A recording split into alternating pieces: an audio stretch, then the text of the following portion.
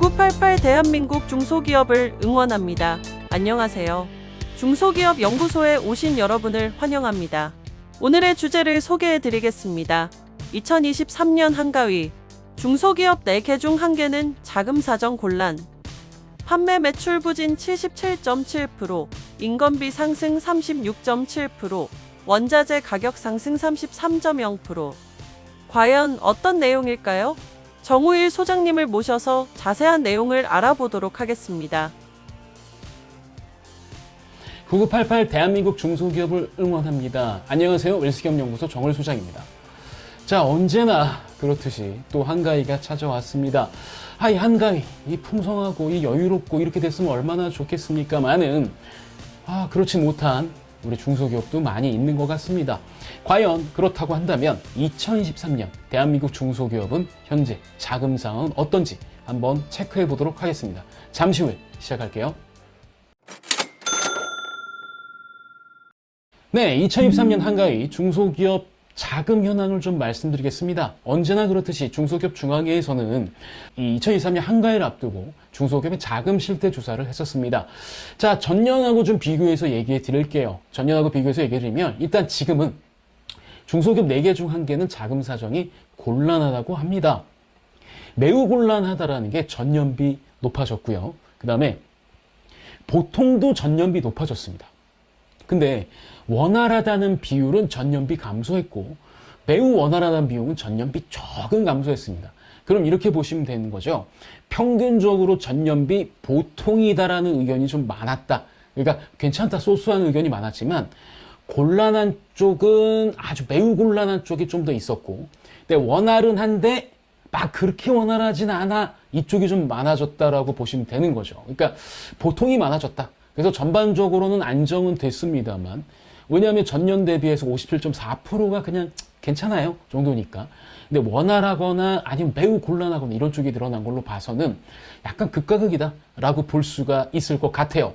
그럼 그 원인으로는 뭘 집었냐면 첫 번째가 판매 매출 부진.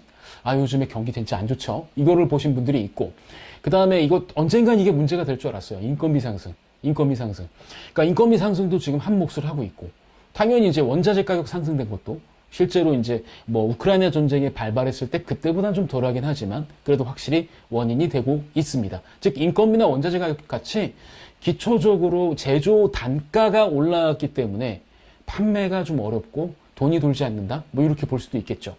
솔직히 말씀드리면 이게 판매 매출이 부진하게 되면은 고정 비용에 대한 문제가 생기는 거고, 판매나 매출이 늘어났다고 하더라도 이 원자재 가격이 상승하게 되면 당연히 자금의 듀레이션이나 이런 데 문제가 생기기 때문에 이것도 역시 문제가 될 수 있다는 거 보실 수가 있습니다. 그러면 이제 금융기관을 통해서 중소기업이 이제 차입을 하는 건 어떨까라는 건데, 이제 최근에 보도가 나왔죠. 우리나라 기업의 부채가 좀 심각한 수준이다라고 이제 나왔는데, 어쨌든 간에 한번 보겠습니다. 어느 정도는 지금 원활하다라는 의견이 조금 더 높아요. 원활하다는 의견이 한 16.1%고 곤란하다가 14%입니다. 이게 두 의견에 큰 차이는 없어요. 솔직히 얘가 표본조사를 한 거기 때문에 이 두 의견 자체에 대한 차이는 그렇게 별로 없습니다. 근데 작년과 다르지 않고 소소하다가 거의 70%. 그러면 얘가 우세하다, 얘가 우세하지 않다라고 좀 얘기하기는 좀 뭐하고, 작년과 크게 다르진 않다라고 볼 수 있는데, 그러면 어떤 기업들이 자금 조달 여건이 좋은지, 즉 다시 말하면 대출을 받을 수 있는 조건들이 좋은지 한번 볼 필요가 있다는 거죠. 일단 매출 200억 이상이 되고 수출 기업이고, 그 다음에 50인 이상의 근로자를 보유하고 있으며 비수도권인 기업들이 자금 조달이 원활하다라고, 금융권을 통한 자금 조달이 원활하다, 즉 다시 말하면 대출을 잘 받는다, 이렇게 보실 수가 있겠죠. 그러면 이제 대출을 받고자 하시거나 아니면 내 사업 규모를 확장하기 위해서 여러 가지 자금이 필요하신 분들은 여기에 포인트를 맞춰 두셔도 저는 괜찮을 것 같습니다. 그리고 또 진짜 궁금한 게 하나 있죠. 우리 중소기업 대표님들은 이런 게 궁금하실 거예요. 그래, 우리 회사 이번에 직원들 상여금 줘야 되는데 얼마나 줘야 되지? 다른 회사는 얼마나 줬지? 이거 한번 보도록 하겠습니다. 자, 일단 2022년 대비 2023년은 좀 그런 것 같아요. 보통 지난해에 비해서 자금 조달 여건이 그렇게 그냥 보통 정도야 라고 하는 데가 있어서 그런지 모르겠습니다만, 직원들에게 정액의 상여를 지급하는 기업들은 1인당 40만 2천 원에서 44만 7천 원으로 약 4만 원가량의 이 상여금이 올랐습니다. 그러니까 평균적으로 그렇다는 얘기니까 명절 상여 주신다고 한다면 한 40만 원 기준으로 가셔야 된다.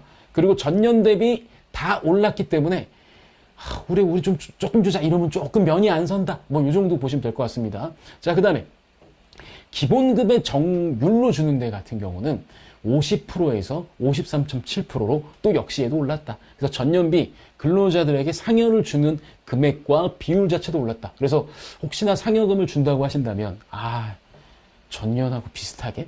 아닙니다. 조금 올려서 주시는 걸 권해드리도록 할게요. 자, 그러면 이제 제가 좀 이어서 좀 중요한 얘기를 한번 좀 말씀드리고자 합니다. 자, 일단 한가위에 대한 얘기를 좀 했었죠. 그럼 한가위에 대한 얘기를 좀 하면서 이제 생각나는 게 있죠. 한가위는 좀 가족들이 모이고 뭐 나누는 자리입니다.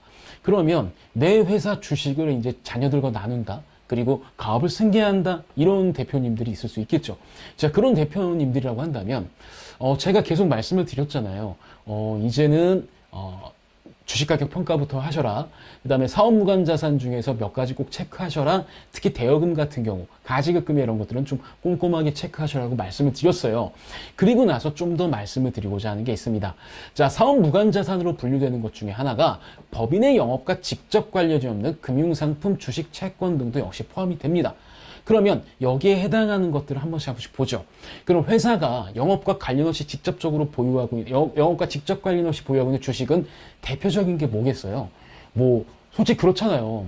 법인도 주식 투자할 수 있어요. 그래서 예전에 삼성물산하고 엘리엇을 합병할 때 반대하는 그 대주 중에 한 명이 6%인가 갖고 있는 주 중에 한 명이 기업이었거든요. 중소기업이었거든요. 뭐 그런 기업도 있을 수 있어요. 근데 그런 거 말고도 흔히들 우리가 타회사에 투자하진 않지만, 그럴 여력은 아직 없지만, 자회사를 갖고 있는 경우가 꽤 있습니다. 자회사. 그래서 뭐 우리가 제조사라든가 아니면 이런 자회사를 갖고 있는 경우가 있는데, 이런 자회사 같은 경우 사실 영업과 무관하다고 보기가 좀 그렇지 않아요? 그래서 여기에 대한 정의를 좀 살펴봤어요. 자, 서울고법 2019누 46345 판례입니다. 사실 이거는 대법원에서 신물 기각이 돼가지고 이제 고등법원 판례를 제가 인용을 했는데 이렇게 나와 있더라고요. 법인의 영업활동과 직접 관련하여 보유하고 있는 주식은 법인의 제품의 생산활동, 상품, 용역의 구매 및 판매활동 등과 직접 관련하고 하여 보유하는 주식을 의미하고, 그런 주식이 있어? 그쵸?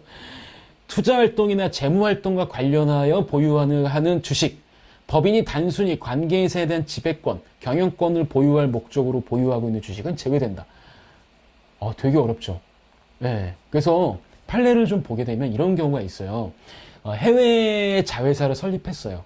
근데 이게 우리 회사로 법인으로 진출을 하지 못하는 현지 법 때문에 어쩔 수 없이 그런 자회사를 뒀다고 합니다. 그런 경우에는 이 경우가 이제 법인의 제품 생산활동, 여기에 직접적인 연관이 되는 걸로 판단을 해서 이때는 사업무관 자산이 아니다라고 판시를 내린 적은 있습니다. 그래서 요건 한번 생각해 볼 만한 문제고요. 그러니까 단순히 자회사 주식을 갖고 있다고 해서 이렇게 보긴 좀 어렵고, 자회사를 갖고 있는 이유와 이런 것들에 따라서 달라지는데 사실은 좀 입증하기가 좀 쉽지는 않죠. 제가 판례 나온 사례, 뭐 예를 들어서 자회사를 만들 수밖에 없었던 이런 경영적인 이유라든가 여러 가지 제약적인 게 있다고 한다면 가능합니다. 할 것 같습니다. 그 다음에 두 번째. 자, 자산 중에서 우리가 금융상품인데요. 이 금융상품은 사실은 이렇게 보시면 돼요. 금융상품의 기준은, 만기가 3개월을 초과한다라고 보시면 됩니다. 그러니까 현금으로 보는 금융상품은 만기가 3개월 미만이거든요. 그럼 보통 일반적인 금융상품을 다 말하는 걸 수도 있어요. 그러니까 요구불성 예금이라든가 이런 것들을 제외하고는 금융상품은 거의 사업무관 자산의 기초 전제는 되는 거죠. 물론 이거를 보유하고 있는 이유가 법인의 직접적인 생산활동에 연결이 돼, 안 돼, 이거는 이제 따져봐야 될 일이지만, 그러면 우리가 퇴직금인데 DB형으로 갖고 있어. 그래서 뭐 DC형 같은 경우는 사회에서 하니까 그게 우리 회사 자산이 아니니까 상관이 없지만 DB형으로 갖고 있어. 그러면 퇴직연금 운용자산 같은 경우는 일단 원칙적으로 말씀드리면 사업무관자산이 아닙니다. 그런데 사업무관자산에 해당하는 경우가 있습니다. 보통 퇴직연금 운용자산은 우리가 법상 그 기준 책임 준비금이 있습니다. 그럼 기준 책임 준비금의 150%를 초과해서 과다해서 갖고 있다고 한다면 이 경우에는 사업무관 자산으로 본다는 거죠. 그래서 이 경우 만약에 퇴진연금 DB형을 운용하고 있다고 한다면 신경 쓰셔야 되는데 아마 일반적인 중소기업이라면 크게 신경 안 쓰셔도 될 것 같습니다. 자, 그 다음에 좀 진짜 중요한 게 법인 명의로 가입한 보험입니다. 그러니까 법인 명의로 가입한 보험은 크게 두 가지로 나뉠 수가 있겠죠. 하나는 비용 처리가 되는 보험이 있을 것이고 하나는 비용 처리가 되지 않는 보험이 있을 겁니다. 그러니까 여기서 비용 처리가 되지 않는다는 건 자산으로 보는 보험. 그러니까 일부 비용 처리되고 일부 자산이다. 그래도 비용 처리가 되지 않는 거 생각하시면 됩니다. 이런 경우라고 한다면 이 자산이 과연 사업무관 자산이 사업무관 자산이 아니냐.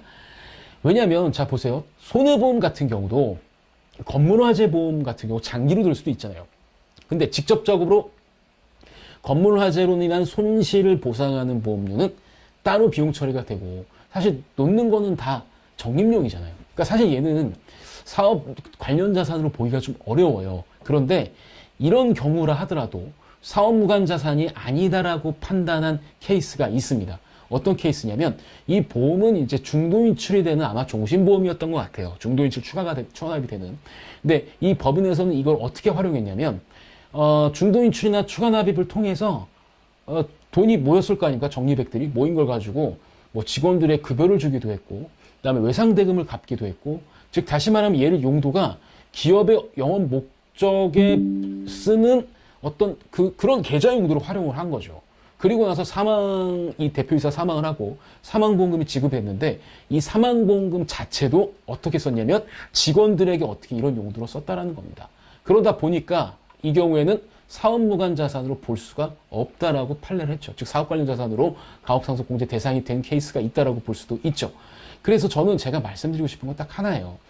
이 대표님께서 보유하고 있는 자산 이제 회사가 넘겨야겠다. 대표님 법인에서 보유하고 있는 자산 이게 바로 가업상속공제 대상이 될 수 있는지 아닌지를 한번 우리가 꼼꼼하게 체크를 해봐야 되는 시간을 가져야 된다는 말씀을 드리고 싶고 그 다음에 이런 생각하실 수 있죠. 아니 그러면 증여하기 전에 이거 전부 다 현금으로 바꿔버리면 되는 거 아니야? 그래서 그 조항이 있습니다. 직전 5년 평균 현금 보유량의 150%를 초과하게 되면 얘는 또 과다 보유 현금이 돼서 사업무관 자산이 된다는 거죠. 그래서 만약에 이런 준비를 하신다고 한다면 5년 동안 충분한 시간을 갖고 준비를 하셔야 되기 때문에 지금 뭐 가업의 승계 주식, 차전증여 특례 등 모든 주식을 이전하고 싶다고 한다면 당장 전문가와 상담받으시길 권장드리겠습니다. 이번 주 제가 준비한 소식은 여기까지고요. 좋아요, 구독, 알림은 저희가 컨텐츠를 만드는데 많은 도움이 됩니다.